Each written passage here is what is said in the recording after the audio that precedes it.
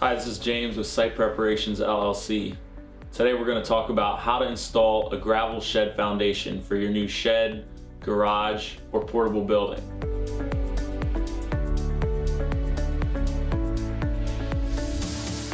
Before we get into talking about how to install a gravel shed foundation, let's talk a little bit about why you would want to install gravel versus some of the other options that are available for shed foundations. So first off, gravel is one of the best supporting foundations for a shed. So compared to shed foundation blocks or concrete blocks, which a lot of folks use, a gravel foundation provides an even support underneath all parts of your shed so that over time one part or one corner of your shed doesn't begin to sink compared to the rest. Another reason that gravel is such a good option is that compared to concrete, it drains a lot better. So with concrete, you tend to see water puddles form at times, and that can be hard on the runners underneath your shed and potentially cause rot and other forms of decay. If it's properly installed, a gravel foundation will let water drain away much more quickly and preserve the bottom of your shed. Second is the ease of installation with a gravel foundation. Unlike concrete, which is a little higher demand in terms of skill, a gravel foundation can be installed by anyone with even intermediate construction experience, and you can install it start to finish pretty much using hand tools. The final reason that gravel is such a great option is cost. Compared to concrete, gravel is much more cost effective, and it'll still provide an excellent foundation, an excellent base for your shed for years to come.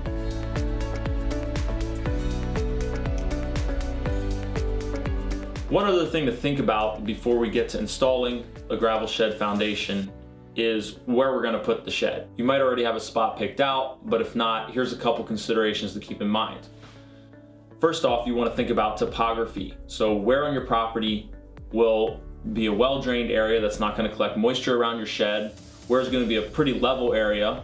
Because if it's too sloped, you're going to have to do a lot more prep work before you can start installing your shed foundation. You're going to want to think about an area with undisturbed ground, because if the ground has recently been backfilled due to construction or something else, there's a chance of your shed settling over time. You also want to think about obstructions that might be in the way. So obviously the less stumps or bushes you need to remove, the simpler it's going to be. And finally, when thinking about topography, you want to think about lighting. And this is especially important if you're going to want to be working inside your shed. You want to think about natural light, and you also want to think about the fact that sunlight will help protect your building from mold, from algae, from mildew, and keep it in good shape for years to come. In addition to topography, another thing to consider when choosing a shed site is where are your utility lines. If you cut through a gas line or an electric line while you're installing your shed foundation, things are going to get a lot more complicated. You can call 811 anywhere in the United States to find out exactly where your utility lines are located. It's a free service that's available to homeowners, so definitely take advantage of it. Third, you want to find out what requirements your local municipality has regarding shed location. These could include things like setback, how far your shed needs to be from the perimeter of your property, footprint, how much of your property a shed can cover. This is obviously going to be extra important if you have a smaller size property. Frost protection. If you're in a northern area, your local township or municipality might have requirements as far as what type of footers your shed needs to have. So you want to check this before you make a final decision on the type of shed foundation that you're installing, because it may require a concrete footer under the shed corners in addition to the gravel foundation itself. Now obviously this varies depending on the township, so check with your local municipality to see what their requirements are. There's also sometimes requirements about anchoring your shed down, so make sure that the foundation you choose and the site you choose allows you to properly anchor your building down once it's completed. The fourth thing to consider is accessibility. Obviously, you don't want to have to go far to your shed to get the things that are stored inside, so think through where it's going to be the most convenient when you choose a location for it. Final thing to consider when choosing a shed location is appearance. If you're putting a lot of work into the exterior of your shed, or you're paying a lot of money for someone else to build a beautiful shed, you want to make sure you get the most value you can. So think about the curbside appeal of your property and where the shed will add the most value in that regard.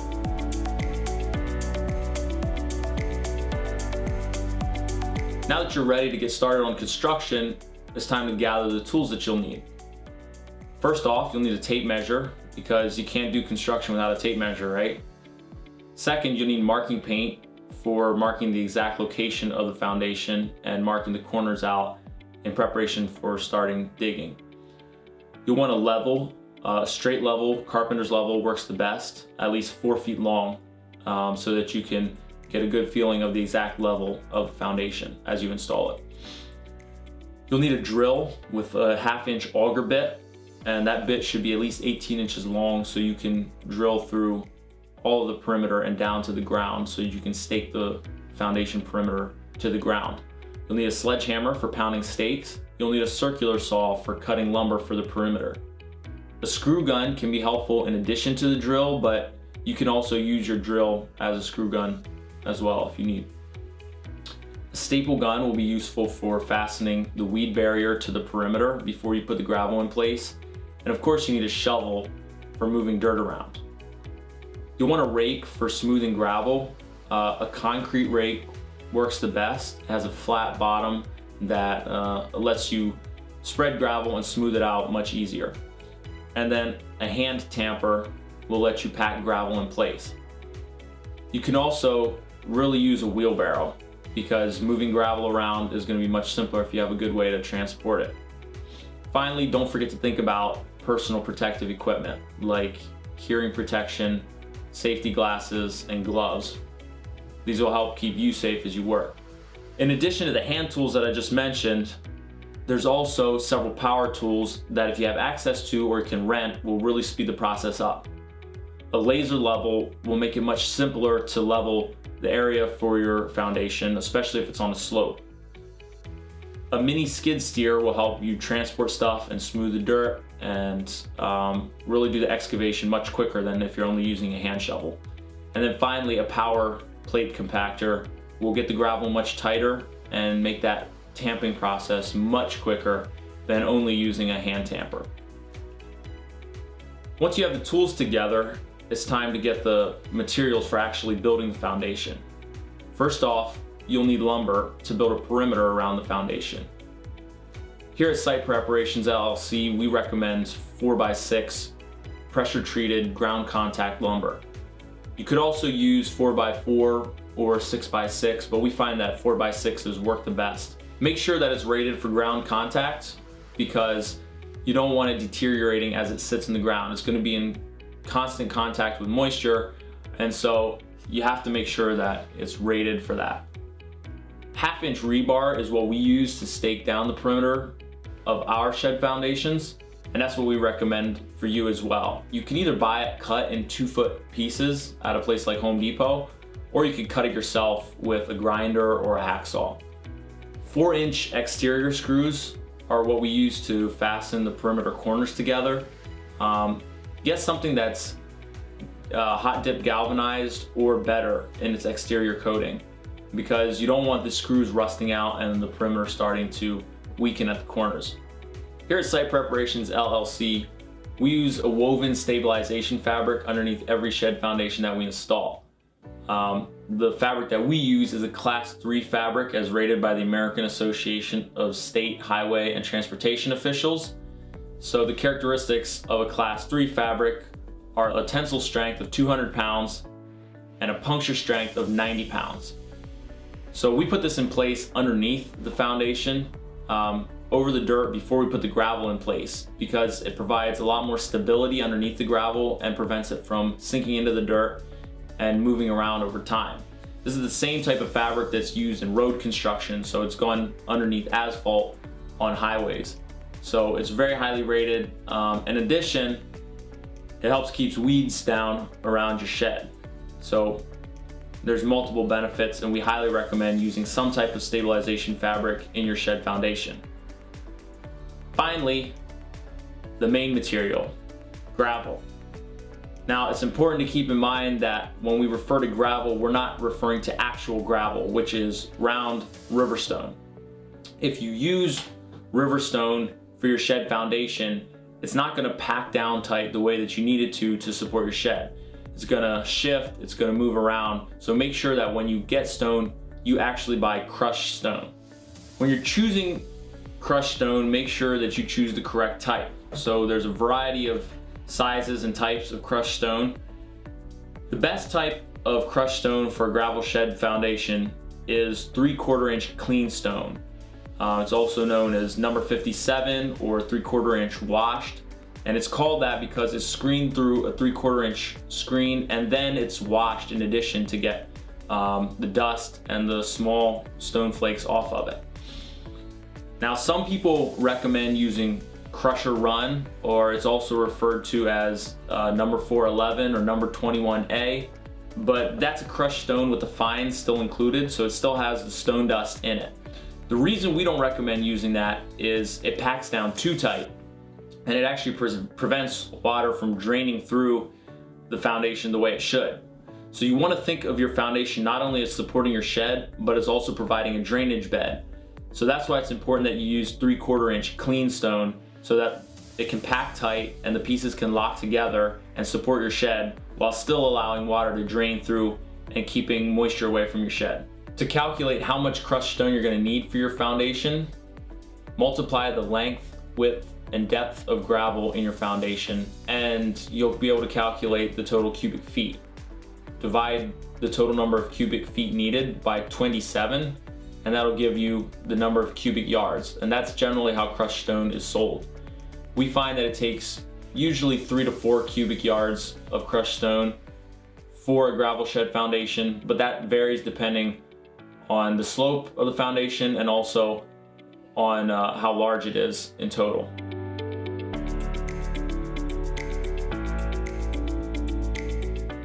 The first step in actually installing your shed foundation is going to be to mark the corners off.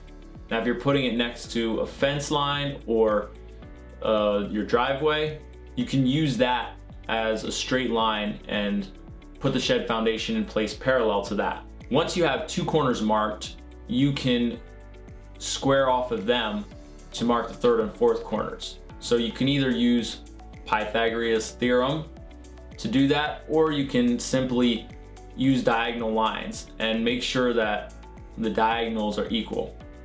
You can mark the corners either sticking small flags into the ground, or you can tap in some of your rebar stakes and string a mason's line between them for a little bit more permanent marking while you work. Now, if you do go that route, make sure you keep the stakes back far enough from the actual corners that they don't get loose and fall over while you dig. You're going to want to measure out the dimensions of your foundation at least 3 feet longer and wider than the actual dimensions of your shed. That will allow for 12 inches of gravel on each side of the shed for water drainage, and then an additional 6 inches for the lumber perimeter. Once you have the corners marked and you're happy with it, you can take your marking paint and draw straight lines down each edge of where the perimeter is going to go. Make sure you mark on the outside edge of the perimeter so that you can dig up inside of that.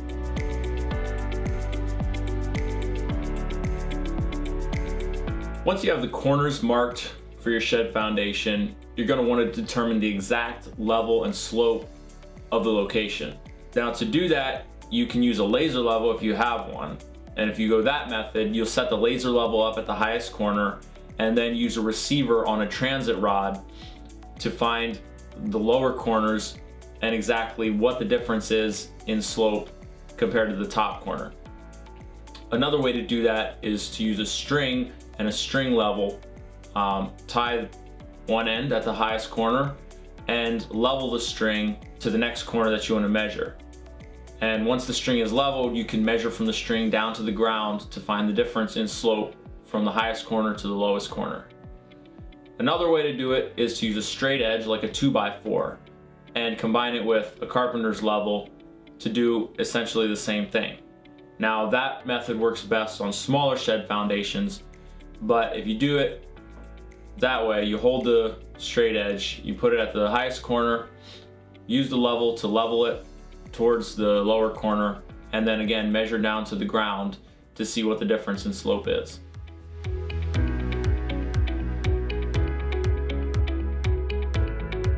Once you have the corners marked and the slope measured, you're ready to start excavating. Now, it's going to depend a little whether you build up or dig down on your foundation as to exactly how you excavate. If your door is going to be on the uphill side of the location, you're going to want to build up to level. If the door is on the downhill side, you're going to dig out the slope.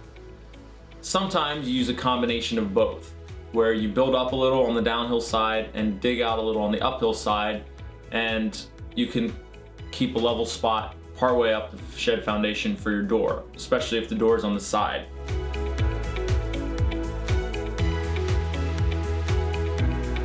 Once you have the corners marked and the slope determined, you can start installing the perimeter for your shed foundation. Regardless of whether you do a build up or a dig out style of foundation, you're going to want to start digging at the lowest corner. So move along the lowest corner and the lowest side of the foundation and dig away about 2 to 4 inches of topsoil, about 6 inches wide. This will allow you to lay down one piece of perimeter lumber and move around the edge of the foundation as you work. We recommend turning the 4x6 lumber on edge, so 4-inch side down, 6-inch side on the sides, and building up that way. So once you have the first piece down, you just continue moving around the perimeter of the foundation and digging out and keeping that wood level. Once you have the first perimeter down, it's a good idea to measure the diagonals from corner to corner and make sure that it's still square before you continue building. If your shed is going to be built up to level, you're going to start the second course at the lower end again.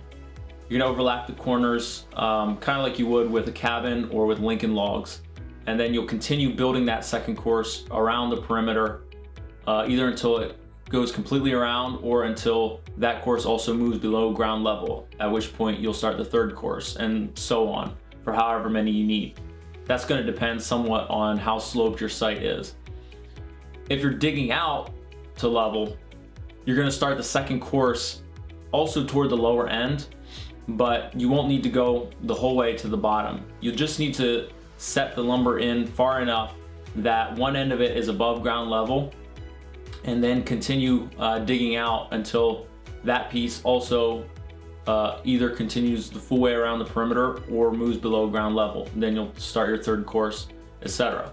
As you work, you're going to want to screw the pieces of your perimeter together.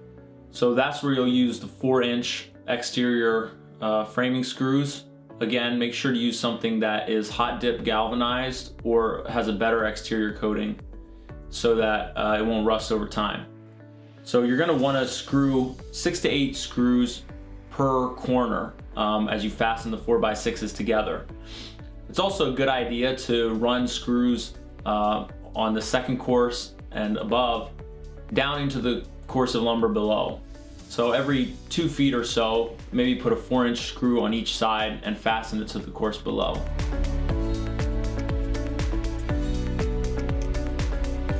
On shed foundations that are built on slopes more than 16 inches off level, we recommend adding bracing to keep things from pushing out or moving around over time. We use a style of bracing called a dead man brace, which is essentially a piece of lumber fastened perpendicular to the wall that's being braced. On lower slopes, you can simply screw the pieces of lumber perpendicular to the wall that's being braced, and then attach another piece of lumber parallel to that wall from each side of the perimeter, and use screws to tie everything together. On higher braced walls, we recommend actually building those perpendicular pieces of lumber into the wall to provide even greater stability. On a build-up foundation, those pieces will point toward the inside of the foundation. On a dig out, they'll point outward into the bank that's dug out, and so you'll essentially create somewhat of a retaining wall to keep your pad level and keep that perimeter in place.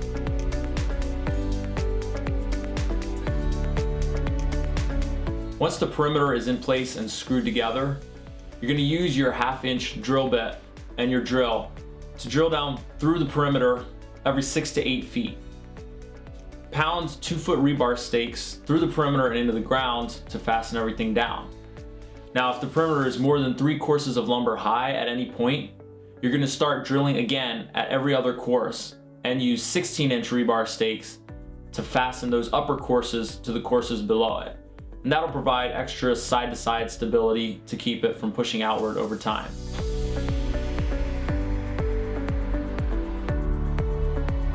Now, once the perimeter is in place, you can finish excavating any of the dirt that remains inside the perimeter. You want to make sure that all the dirt is at least 4 inches below the top of your perimeter so that you can put 4 inches of gravel in place. Extra dirt can be spread around the outside of the perimeter to kind of slope the lawn back up to the edge of the shed foundation. In addition, you can use it to create kind of a dirt ramp on the side towards your door if you wish. Make sure that all the dirt inside is very firmly packed. If you're using a mini skid steer, you can drive back and forth on the dirt a couple times to make sure that everything is super firm before you add the gravel.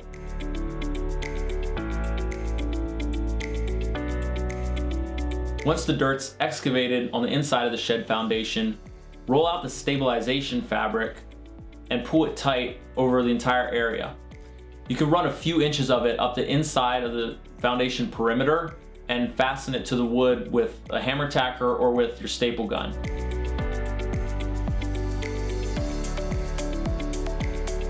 With that stabilization fabric in place, it's time to add the gravel. Use your wheelbarrow or whatever other method you use to haul it and spread the gravel around evenly on the inside. Now, if your perimeter is leveled properly, it should be pretty easy to spread it around using the edge of your perimeter as a leveling guide. You're gonna wanna make sure that, again, there's at least 4 inches of gravel on every part of the shed foundation so it can properly support your shed.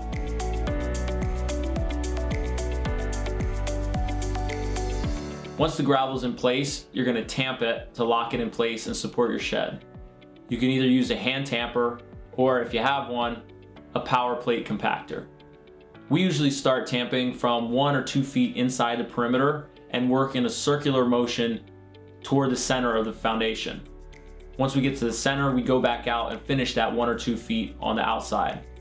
That helps keep the gravel from bunching up in the center. If we started completely toward the perimeter, it would start to push gravel inwards. So because we leave that little space, it helps keep everything level as we pack. Now, if you're using 3/4 inch clean stone like we recommend, even when the gravel is locked in place, it'll still allow water to drain through and keep the moisture away from the bottom of your shed. And that's it. Once that gravel is tamped in place, you're ready for the shed. Whether you're building it on site or getting it delivered from a prefab manufacturer, that foundation is going to support the shed as long as it's around. If you need additional information on any of the points that we discussed here, you'll find a link in the description that goes into more detail on each step of the process. We put a lot of time into creating this video and the associated article, and we really appreciate your support. So if you find this helpful, feel free to subscribe, hit that thumbs up, and hit the bell icon to get notified any other time that we release videos about improving your property and building strong foundations for your buildings.